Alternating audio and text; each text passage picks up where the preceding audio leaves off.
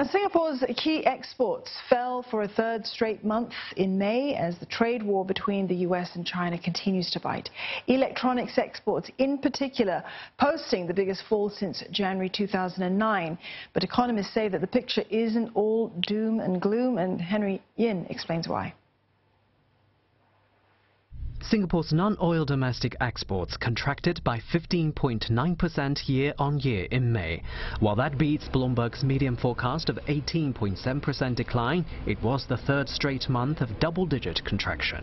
In May last year, Nordex actually registered a very, very strong performance, and mainly led by electronics exports. But that being said, I think the ongoing trade dispute between the US and China continue to underscore, the uncertainties in the external environment. And we have to remain cautious with regards to the outlook, not just on exports, but on the overall Singapore economy. Shipments of both the electronic and non-electronic clusters declined in May. In particular, electronic exports plunged 31.4% year-on-year as integrated circuits, disc media products and parts of ICs contributed most to the contraction.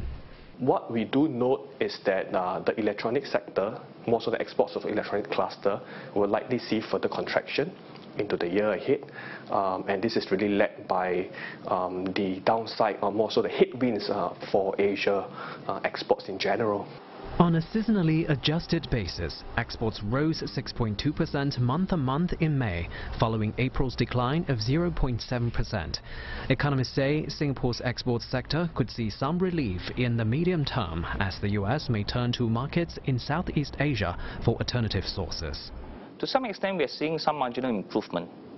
And if you look at the month-on-month series, or the seasonally adjusted figures, we are seeing some signs of bottoming out.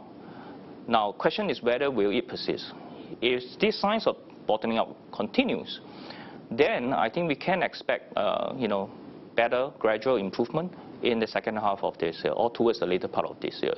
Overall, exports to the majority of Singapore's top markets decreased in May, except to the US. The decline was mainly due to shrinking shipments to China, Taiwan and Hong Kong. The weak export data come after private economists surveyed by the MAS lowered their forecasts of this year's GDP growth from 2.5% to 2.1%.